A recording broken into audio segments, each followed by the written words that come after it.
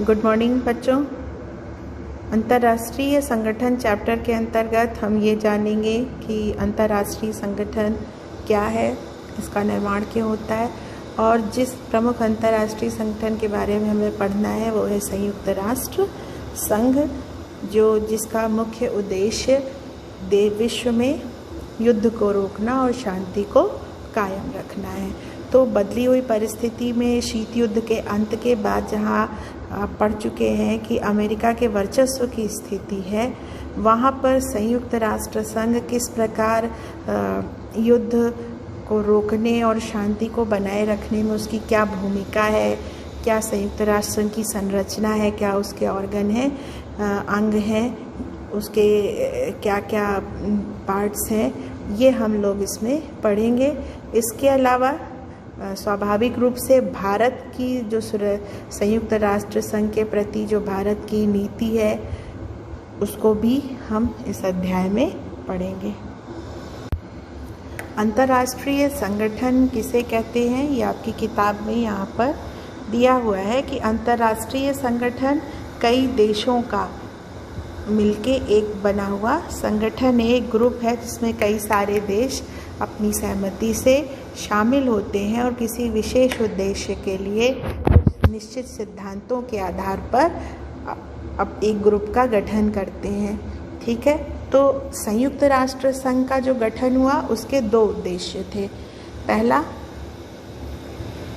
जो यहाँ पर है, पहला जो संयुक्त राष्ट्र संघ का उद्देश्य था यह था युद्ध को रोकना। जो संयुक्त राष्ट्र संघ का गठन हुआ है, संयुक्त राष्ट्र संघ का गठन द्वितीय विश्व युद्ध के तुरंत बाद हुआ है। तो जो प्रमुख उद्देश्य था संयुक्त राष्ट्र संघ का वो था कि पुनः कोई युद्ध, विश्व युद्ध जैसा कोई युद्ध इस धरती पर ना होने पाए, उसे हर संभव प्रयास के द्वारा रोका जाए। और युद्ध कैसे रुकेगा?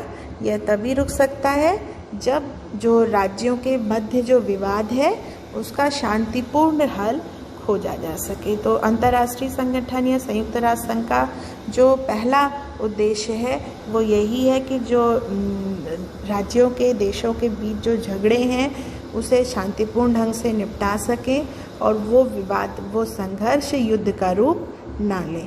इसके अलावा एक उद्देश्य और है, वो है सामाजिक और आर्थिक विकास, क्योंकि ज़्यादातर जो विवाद देशों के मध्य उपजते हैं, बनते हैं, उसका मेन कारण होता है उन कुछ देशों का सामाजिक आर्थिक पिछड़ापन या सामाजिक आर्थिक विवाद। तो ये माना जाता है कि यदि जो ऐसी समस्याएं हैं जो कई देशों की साझा समस्या है और जिसका निपटारा कई देश आपस में मिलके ही कर सकते हैं, उन समस्याओं को निपटाने के लिए एक कॉमन मंच, एक संगठन बनाया जाए और उसके माध्यम से उसका निपटारा किया जाए। तो इस प्रकार दो उद्देश्य संयुक्त राष्ट्र संघ के हैं।